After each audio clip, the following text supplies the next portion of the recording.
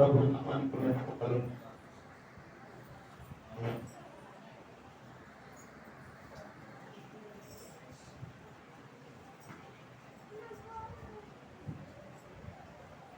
ఇది పెట్టారా మీ అందరికీ నా హృదయపూర్వక వందనాలు. కార్యదర్శికి నా ప్రత్యేకమైన వందనాలు. అదేవిధంగా సంఘటనకి నా వందనాలు. అదేవిధంగా ప్రభుకి స్తుతులు చెల్లిస్తున్నాం.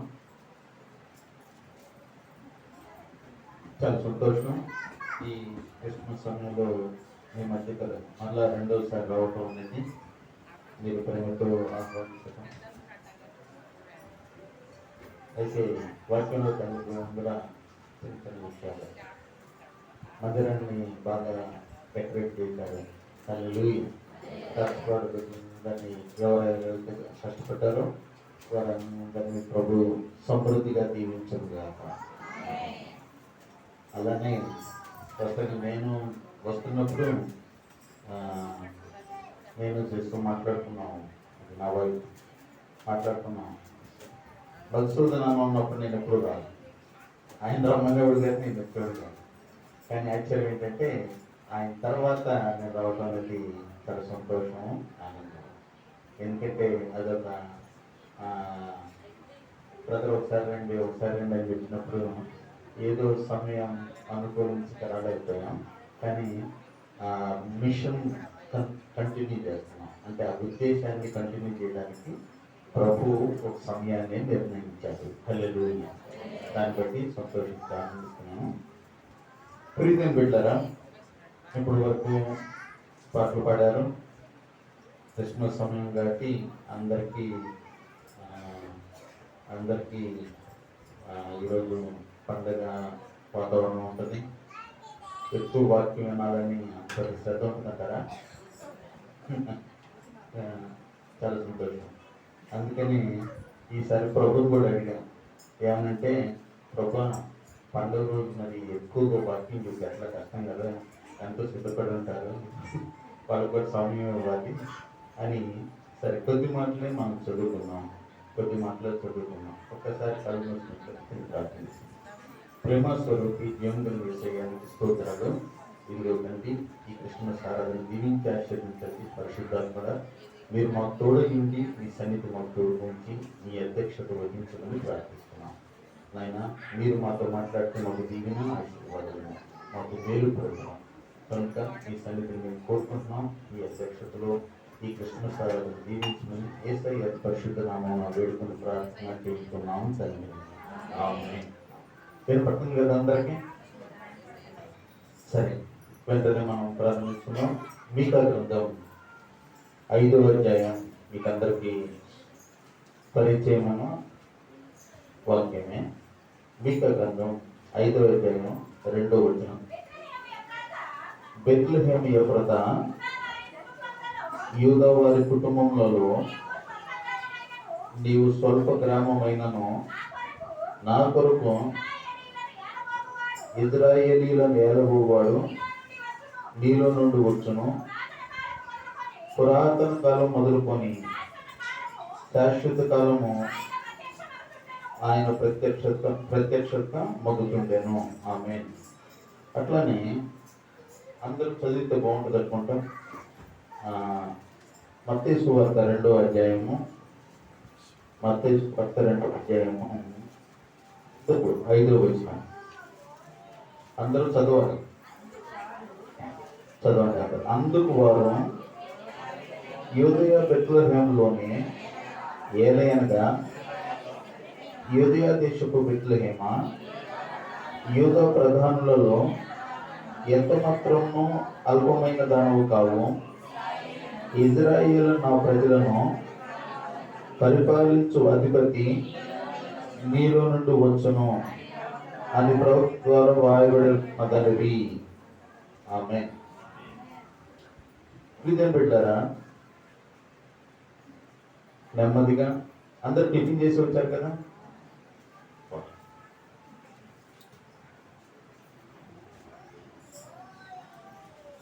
అరిసెలు ఎంత మంది ఉన్నారు? కజ్జికాయలు, అరిసెలు, చెక్కలు వండాలి కదా. మరి క్రిస్మస్ బయట ఎప్పుడు వండుకుంటాం? అందరూ కొత్త బట్టలు వేసుకున్నారు కలిసి. సరే, వాక్యం వెళ్దాం.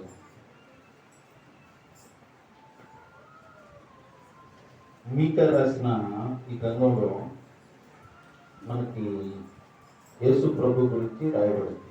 ఏమనుందంటే,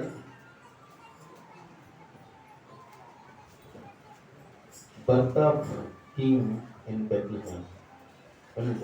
birth of king in Bethlehem. Yesayya రాజుగా బెత్లెహేములో జన్మించుట. యేసయ్య రాజుగా బెత్లెహేములో జన్మించుట. అట్లానే యెషయా ప్రవక్త కూడా ఆయన రాయటం జరిగింది. ఇందాక మనం చదువుకున్నాం 7:2. అట్లానే 9వ అధ్యాయం 6-7 వచనాల్లో ఉంటుంది.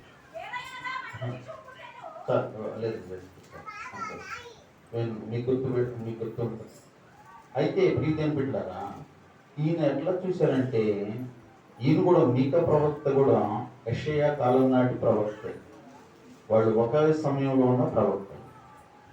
ఈయన కూడా ఈ ప్రవచనం ఎప్పుడు ప్రవచించారంటే 700 సంవత్సరాలు యేసు ప్రభు పుట్టక మునిపే ప్రవచించారు. 700 సంవత్సరాల ముందర యేసు ప్రభు పుట్టక మునిపే ప్రవచించారు. అయితే ఈయన ఎట్లా ప్రవచించారంటే, యేసు ప్రభుని ఈయన ఎట్లా చూశారు అంటే, ప్రవచనాత్మకంగా ఎట్లా చూశారంటే, ఒక రాజుగా చూశారు. ఆయన పరిపాలన చేయు అధిపతి అని, లేక ఇజ్రాయేలును ఏలుకోవాడు అని ఆయన చూశారు.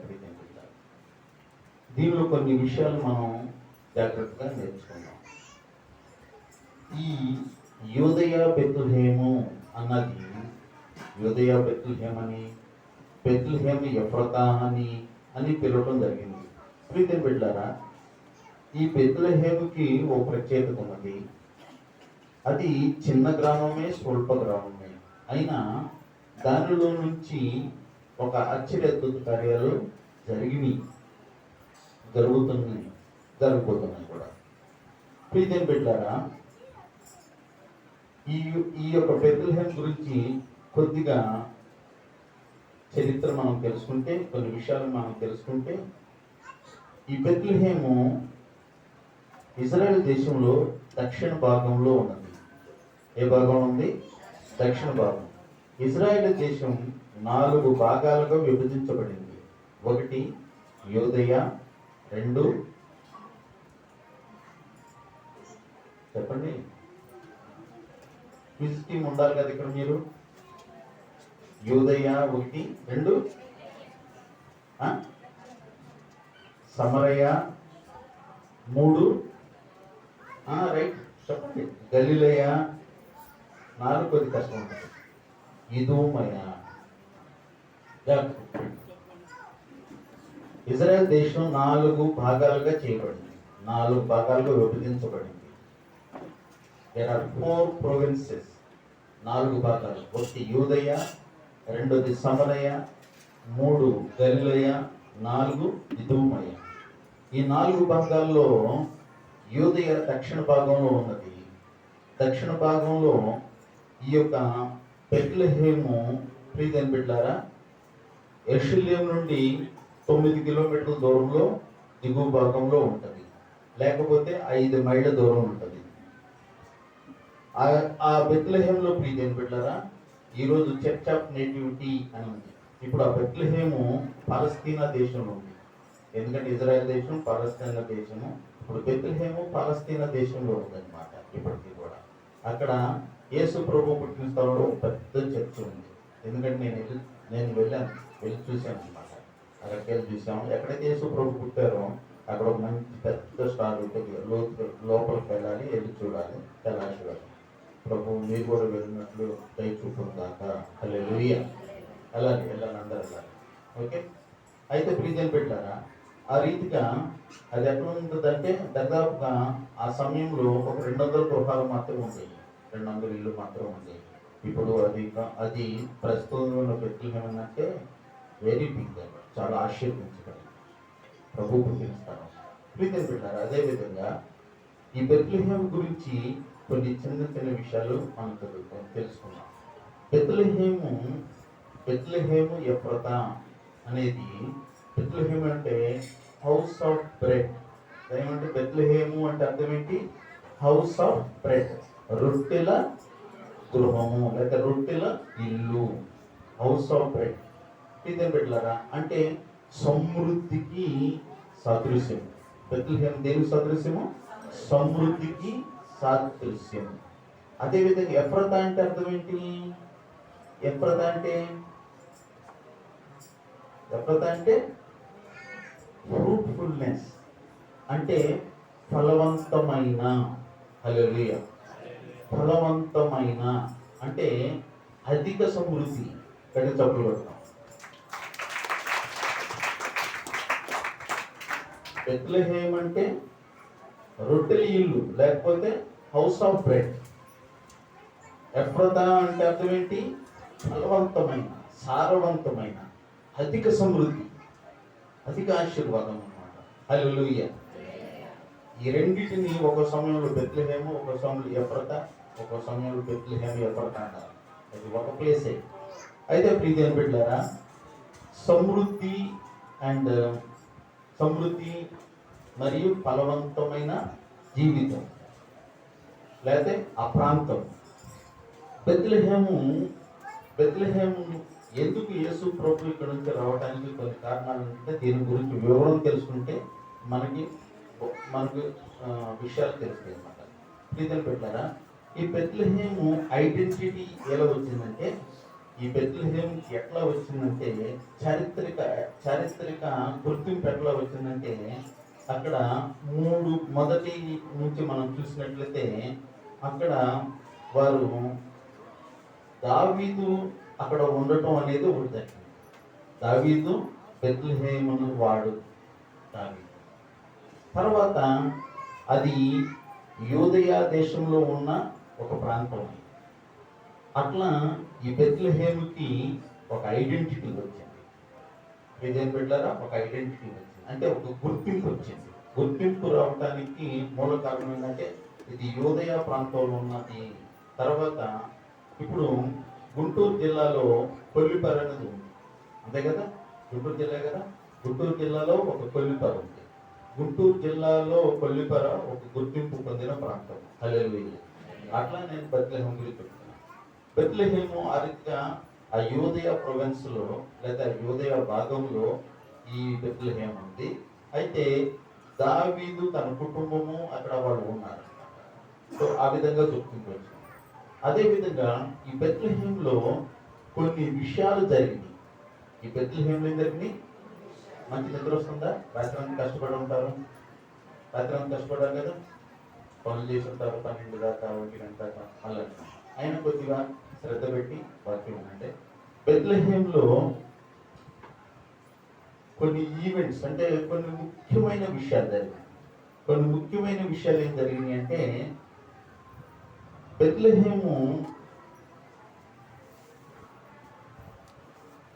బెత్లెహేములో రాహేలు పాతి పెట్టబడి, అవునా కదా? అంగీకరిస్తారా?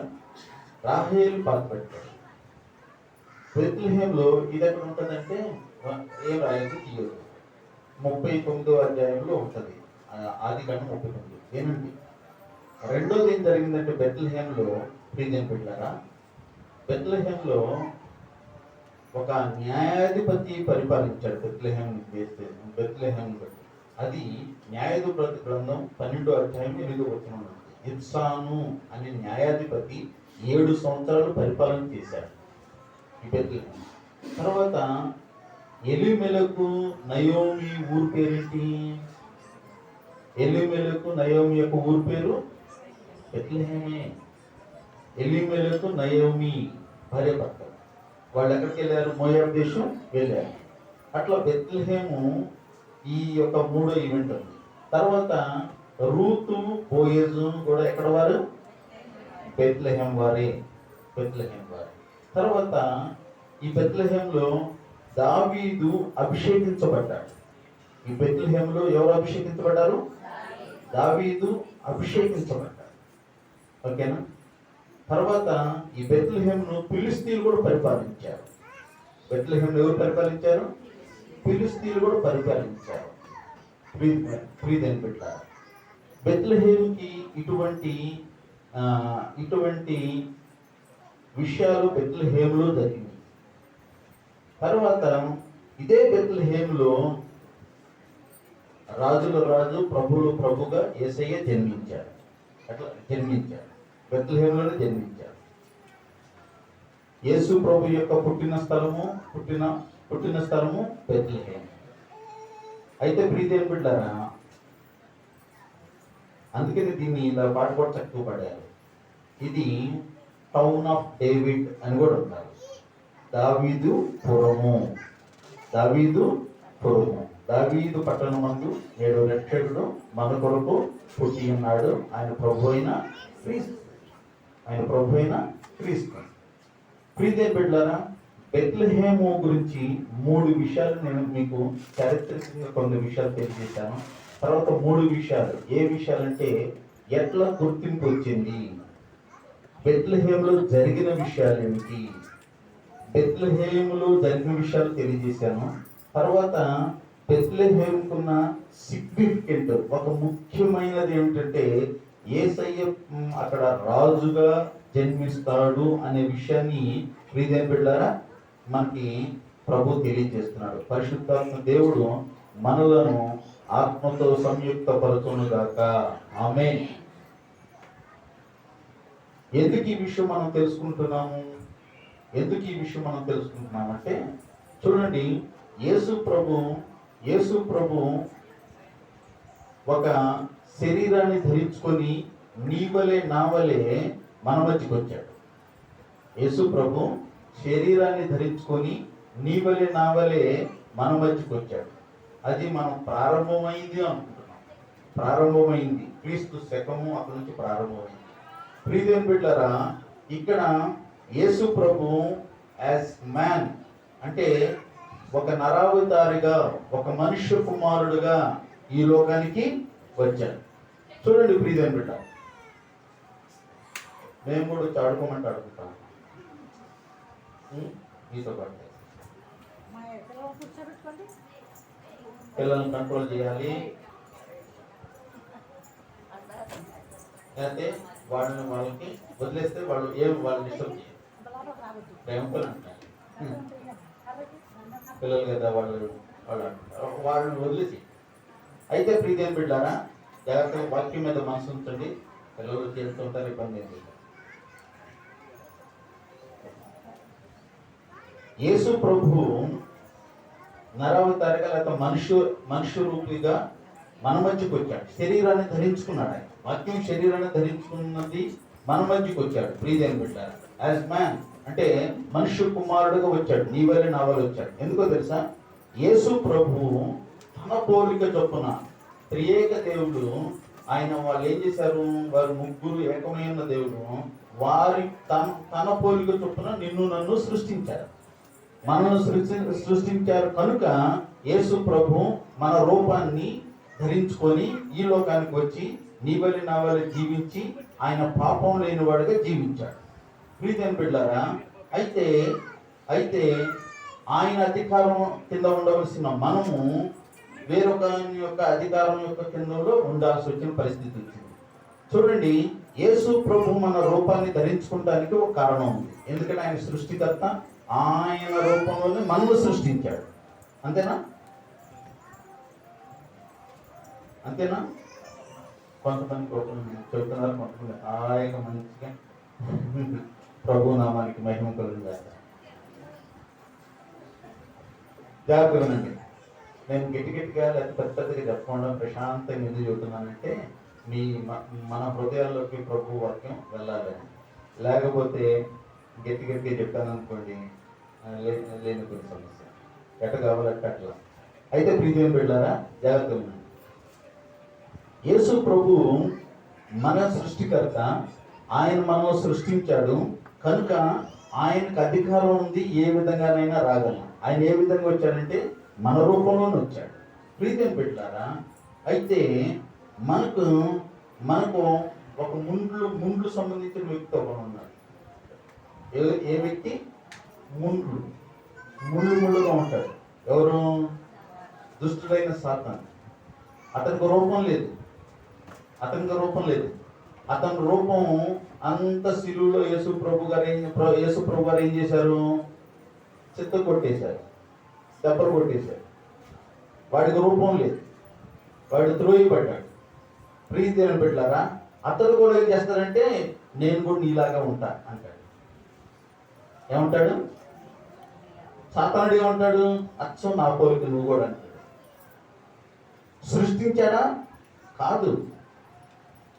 అతను కూడా దేవుని చేత సృష్టించబడ్డాడు. కానీ దేవుని చేత సృష్టించబడ్డాడు. మొదటి పాపం పరలోకంలో జరిగింది, ఈయన ద్వారా జరిగింది. ఈయన కింద త్రోయబడ్డాడు. ఈయన ద్వారా ఏం జరగలేదు. ఈయనకిచ్చిన అధికారాన్ని, ఈయనకిచ్చిన ఘనతను కోల్పోయాడు. అయితే ఈయనకిచ్చిన శక్తి సమర్థతల్ని దేవుడు వెనక తీసుకోలేదు. ప్రియమైన బిడ్డలారా, ఈ ఉదయకాల సమయంలో, ఈ మధ్యాహ్న కాల సమయంలో ప్రభువు నీకు నాకు శక్తిని సమర్థతను కలుగు చేస్తాడు. వాటిని వెనక తీసుకోడు. ఒకసారి తండ్రి ఇచ్చింది తీసుకుంటాడా? తీసుకోడు. ఆయన ఇష్టపూర్వకంగా ఇచ్చాడనమాట. వాటి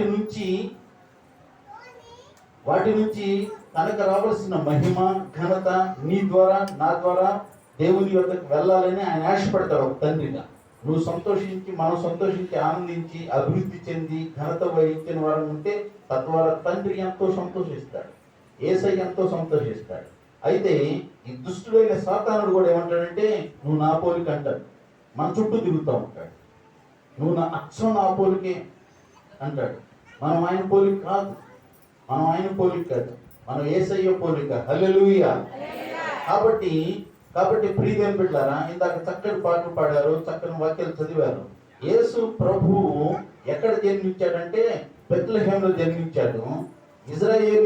ఇజ్రాయేలీలను పరిపాలించు అధిపతిగా జన్మించాడు.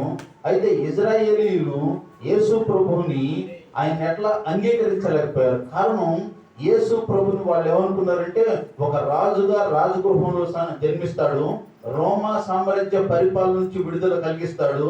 ఆనాడు పరిసయ్యులు, యాజకులు, శాస్త్రులు వాళ్ళు ఏమనుకున్నారంటే వారిని యేసు ప్రభుని ఈ రీతిగా చూశారు.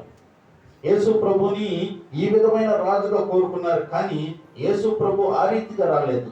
ఆయన పాపులను రక్షించుటకు వచ్చాడు. హల్లెలూయా. ఆయన నశించిన దాన్ని వెతుకుటకు వచ్చాడు. హల్లెలూయా. చెదిరిపోయిన వారిని సమకూర్చుట కొరకు వచ్చాడు. హల్లెలూయా. బంధించబడిన వారిని విడిపించుటకు వచ్చాడు. హల్లెలూయా. వ్యాధిగ్రస్తులకు స్వస్థత ఇచ్చుట కొరకు వచ్చాడు. హల్లెలూయా. రోగాన్ని పారద్రోలుటకు వచ్చాడు. హల్లెలూయా. వ్యాధులను లేకపోతే దురాత్మలను గద్దించడానికి వచ్చాడు. హల్లెలూయా. చీకటి శక్తులను గద్దించడానికి వచ్చాడు. హల్లెలూయా. మేలు చేయుట కొరకు వచ్చాడు. హల్లెలూయా. శాస్త్రులు, యాజకులు లేకపోతే అక్కడ ఉన్న ప్రధానమైన వారు రోమా సామ్రాజ్యం నుంచి విడుదల కావాలని కోరుకున్నారు.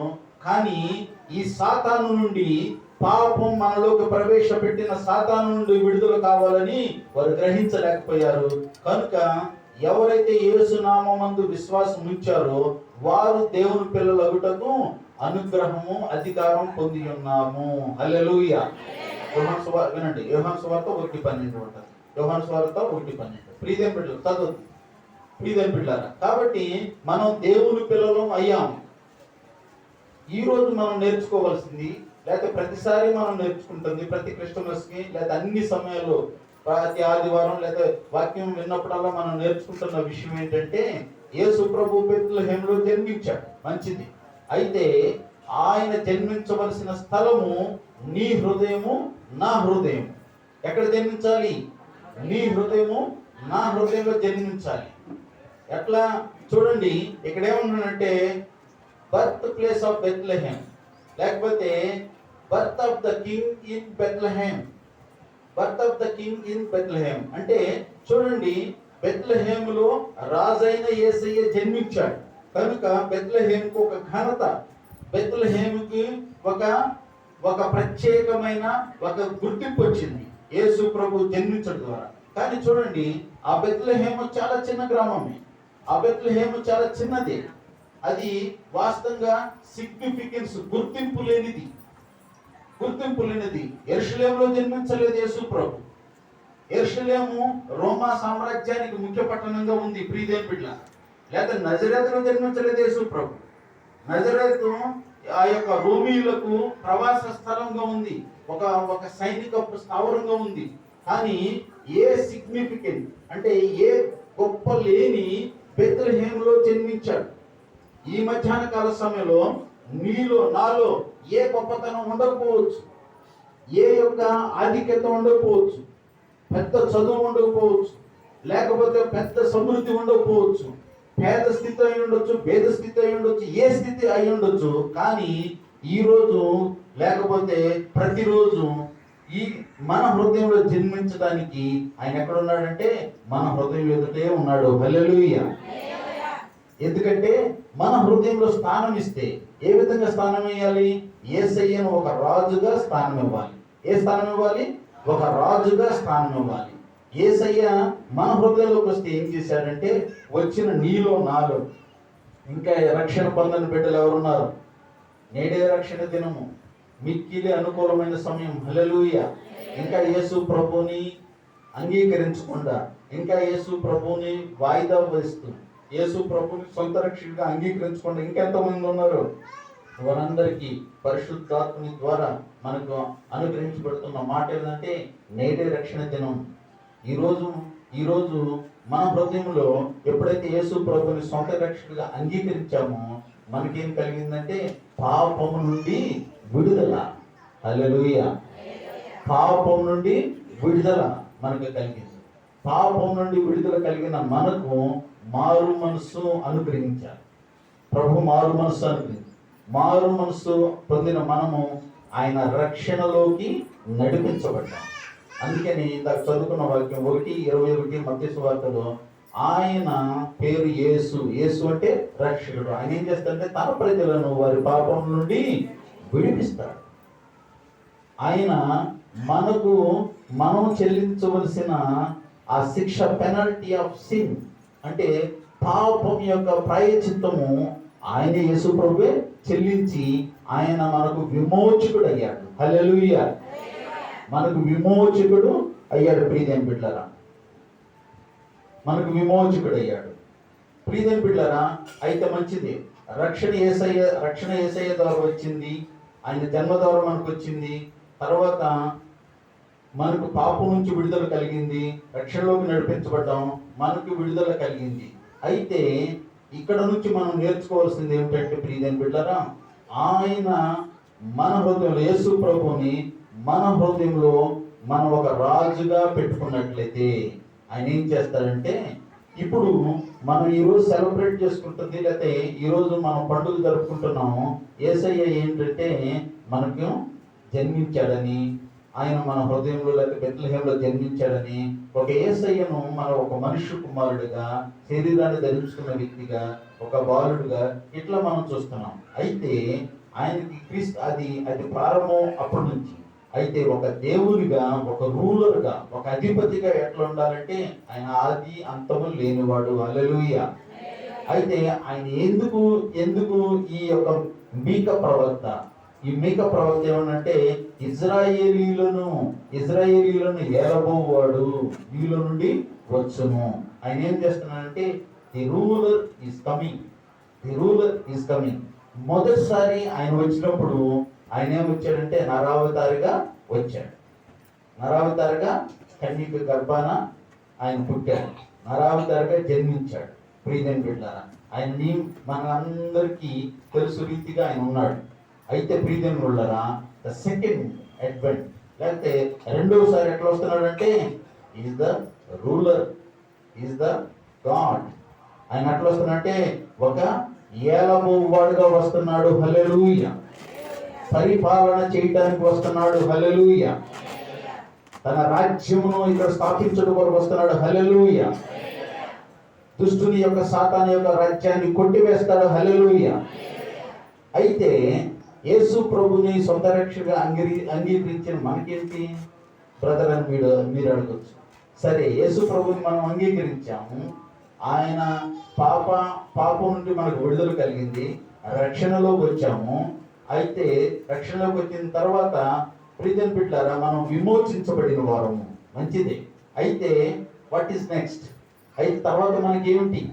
మనకు ది రూలర్గా ఆయన మనకేం చేస్తున్నాడు? ఆయన ఒక అధిపతిగా ఆయన మన పరిపాలన ఏ రీతిగా చేస్తున్నాడు? విశ్వసించిన మనకు ఆయన ఏ రీతిగా చేస్తున్నాడంటే, ఆయన ప్రియమైన బిడ్డలారా, మనలను ఆయన ఏ రీతిగా కాపాడుతున్నాడో చాలా విషయాలు ఉన్నప్పటికీ నేను 1, 2 మాత్రమే చూద్దాము. ఇప్పుడు యెషయా గ్రంథము 9వ అధ్యాయం చదువుకుందాం.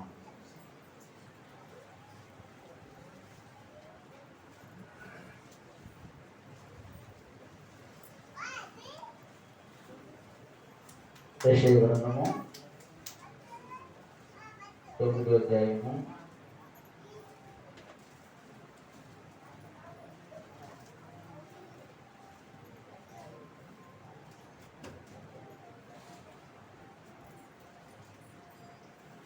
7వ వచనం చదువుకున్నాం.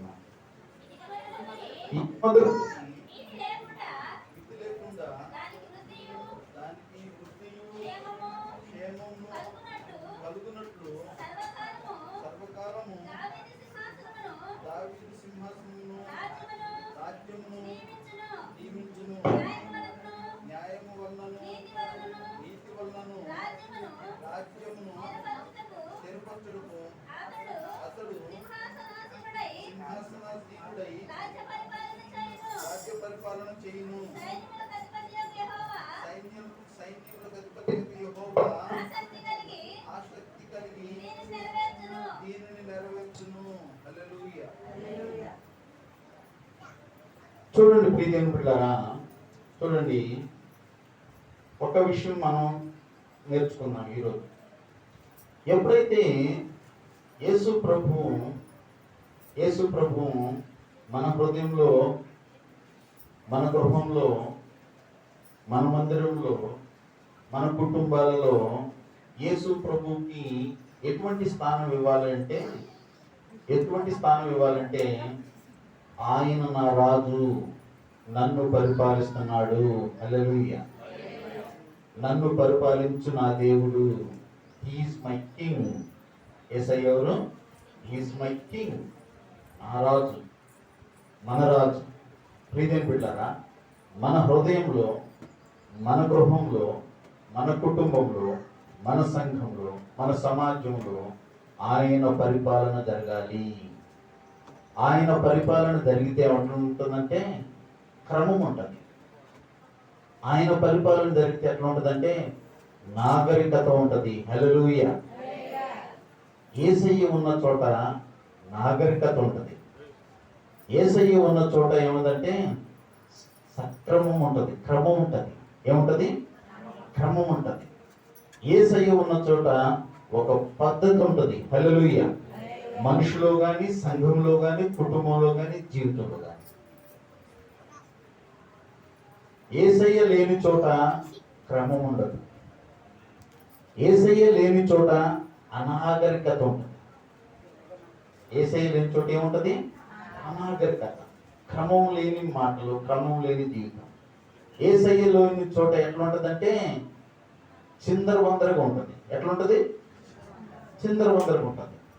కుటుంబమైనా, జీవితమైనా ఏమి యేసయ్య లేని చోట ఎట్లా ఉంటుందంటే, ఇంకా యేసయ్య లేని చోట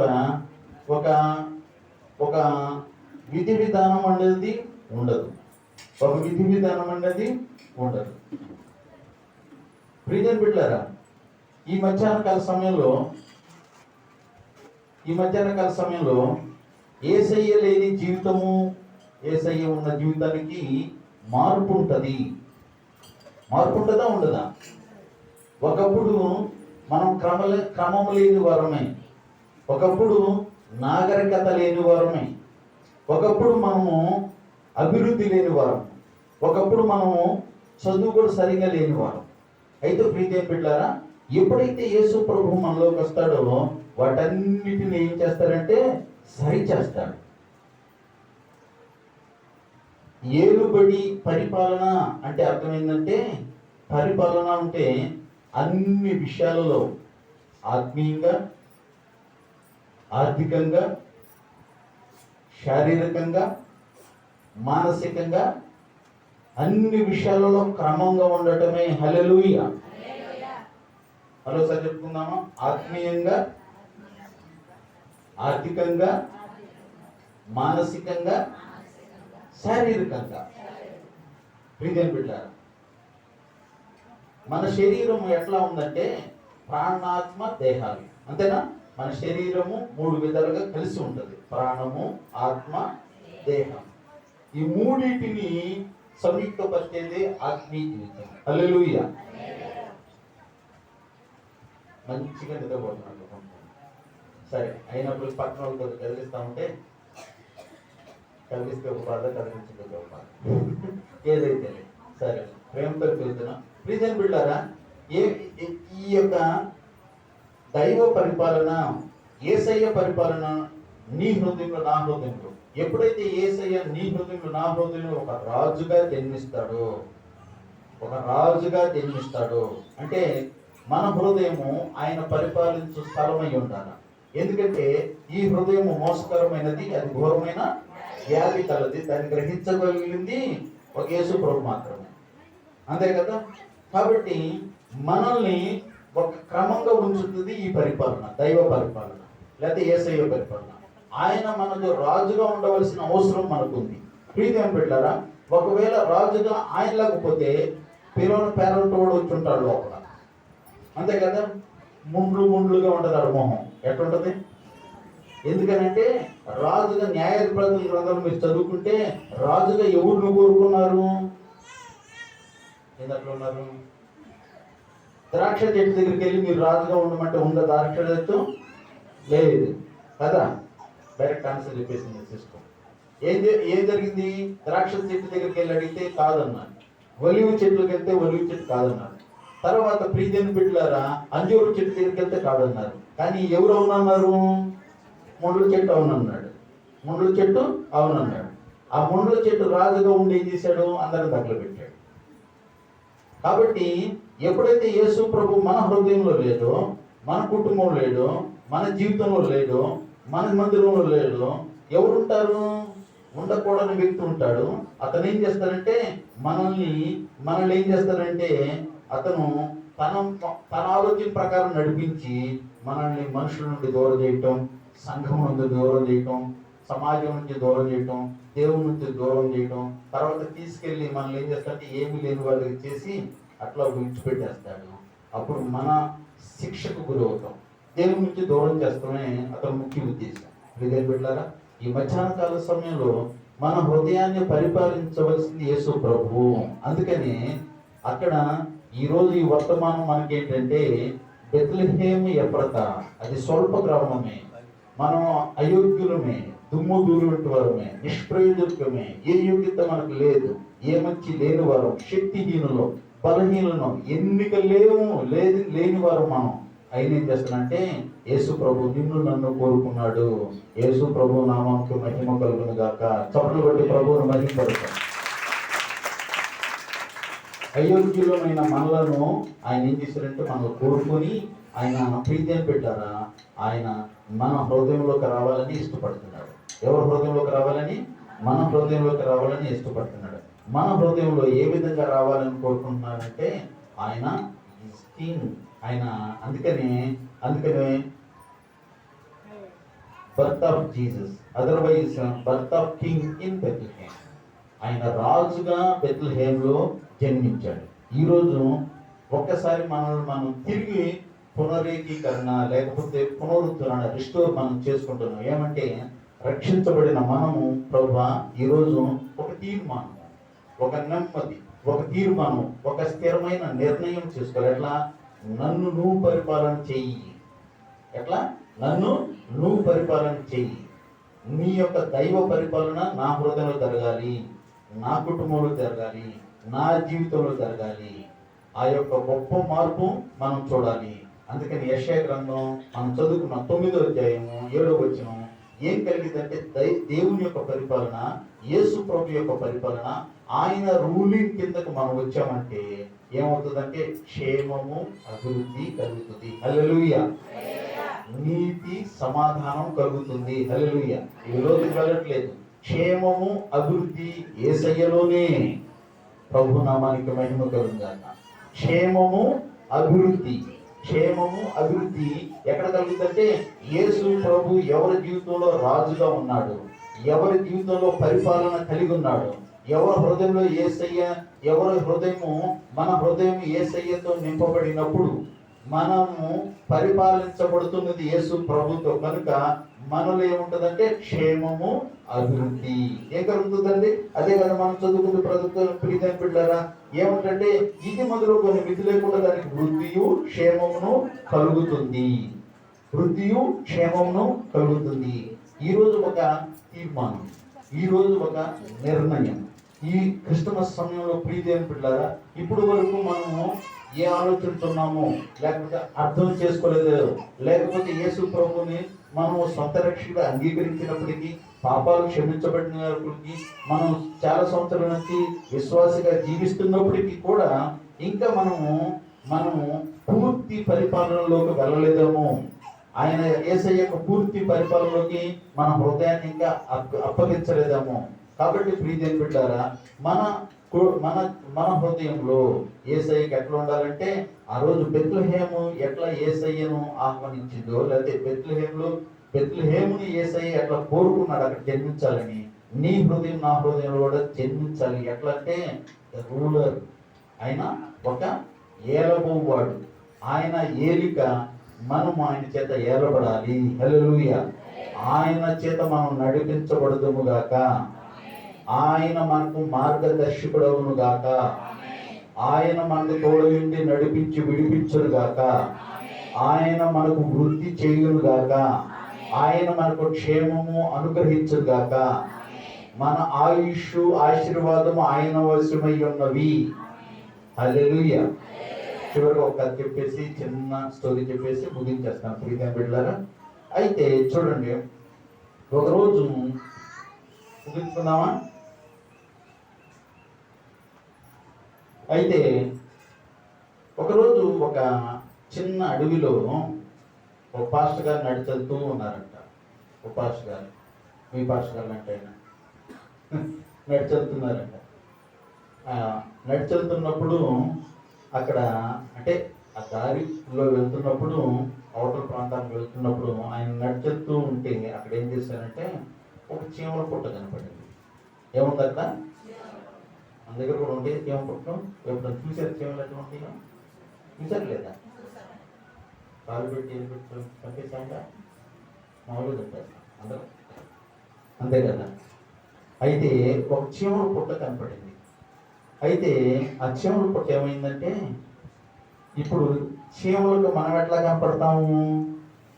ఎట్లా కనపడతాం మనం చీమలకి? కనపడతాం, అంతే కదా. అయితే ప్రీతి బిడ్డలారా, చీమలకు పెద్దగా కనపడతాం, అయ్యా చాలా చిన్న జీవులు.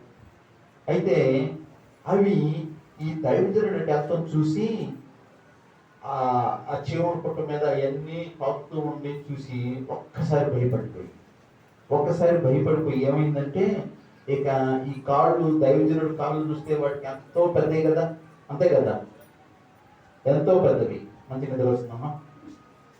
అయితే ప్రీతి బిడ్డలారా, ఎంతో పెద్దవి కదా, అవి భయపడిపోయి ఏమైందంటే అటు ఇటు పరుగులు తీస్తున్నాయి. ఏం చేస్తున్నాయి? అటు ఇటు పరుగులు తీస్తున్నాయి. హల్లెలూయా. ప్రభు నామానికి మహిమ కలుగును గాక.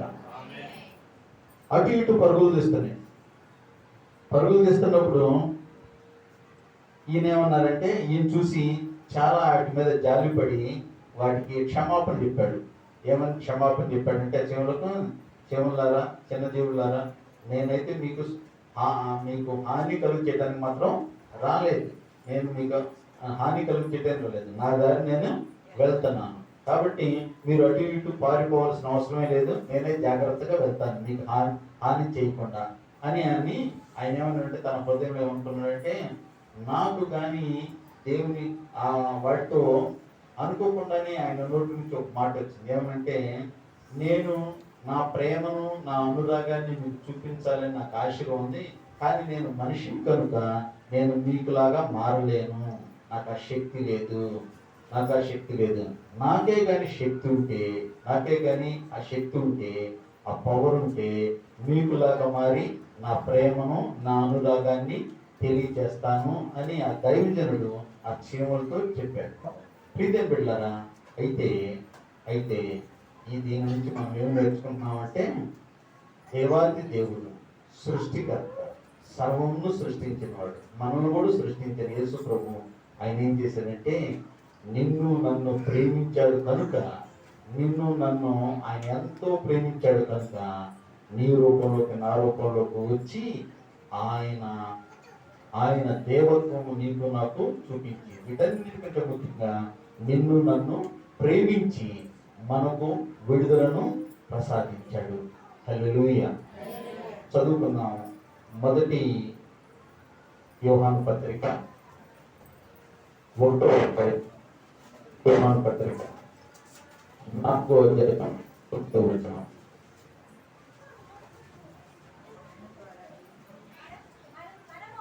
మనము ఆయన ద్వారా జీవించినట్టు దేవుడును అద్వితీయ కుమారుని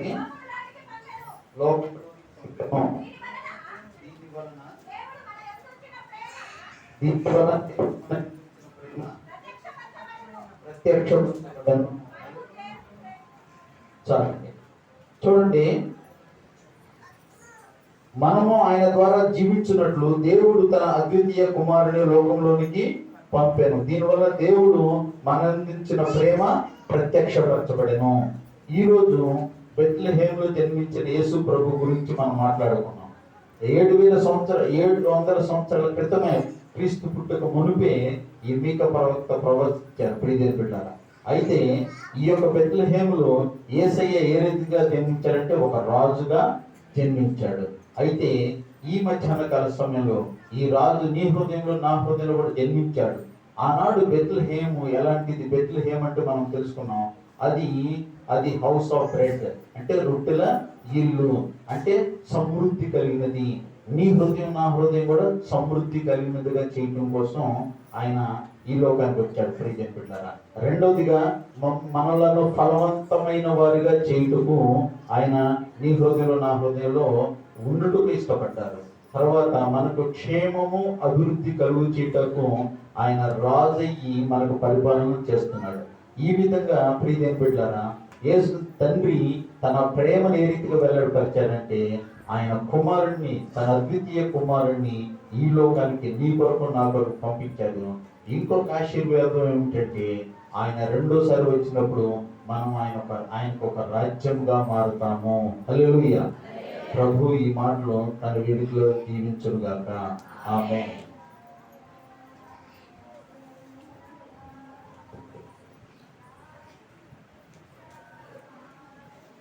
మంచిది. మరి చక్కటి వర్తమానం అందించిన మరి బ్రదర్కు సంఘం తరపున ప్రత్యేకంగా తెలియజేస్తున్నాం. మరి చక్కగా మరి బెత్లెహేము నిజమా చాలా స్వల్పమైన గ్రామం అయినప్పటికైనాను మరి యేసు ప్రభు వారు ఎక్కడ జన్మించారు? ఆయన పెరిగింది ఎక్కడ? నజరేతులో. ఆయన మరి నివాసం చేసింది ఈ విధంగా మరి ప్రభు వారు మరి స్వల్పమైన గ్రామాన్ని ఆయన మరి ఎన్నిక చేసుకుని ఆ యొక్క మరి గ్రామంలో జన్మించి నజరేతు, మరి నతానీయుడు అంటాడు కదా, నజరేతులో నుండి ఏదైనా మంచిది వచ్చిందంటే మంచివాడైన యేసు ప్రభు వారు నజరేతులో నుండి మరి ఉద్భవించారు. మరియమ్మ మరి యేసు ప్రభు తల్లి అయిన మరియ మరి నజరేతు ఆమె. కాబట్టి నజరేతులో నుంచి మరి మంచిది ఏదైనా రాగలదంటే మంచివారైన యేసు క్రీస్తు వారు మరి లోకానికి వచ్చారు. నన్ను ప్రేమించి మరి మనందరినీ ప్రేమించి ప్రభు వారు మరి మన పాపం నుండి విడిపించడానికి లోకానికి వచ్చారు. చక్కటి సందేశాన్ని అందించిన చాలా మరి దూర ప్రాంతం నుంచి మరి బ్రదర్ మన ఆహ్వానాన్ని మన్నించి బ్రదరు అలాగే సిస్టర్ మన మధ్యకి వచ్చారు. అందుని బట్టి వారికి ప్రత్యేక వందనాలు సంఘం తరపున తెలియజేస్తున్నాం. మంచిది. మరి ఇప్పుడు మన మధ్య మరి పాస్టర్ జయరామయ్య గారు ఉన్నారు. మరి ప్రజలు చాలా మరి సంఘాన్ని ప్రేమించి మరి మన మధ్యకు వచ్చినారు కాబట్టి మరి వారికి ఒక సత్కారం చేద్దాం.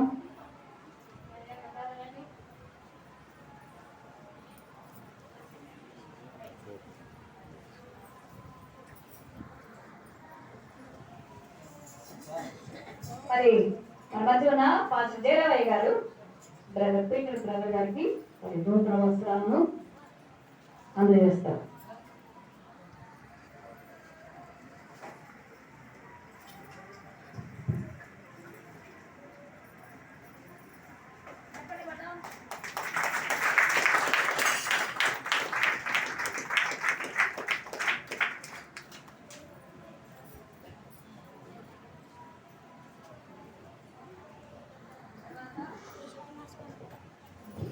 మరి సంఘ పెద్దలు బ్రదర్ గంగాధర్ అలాగే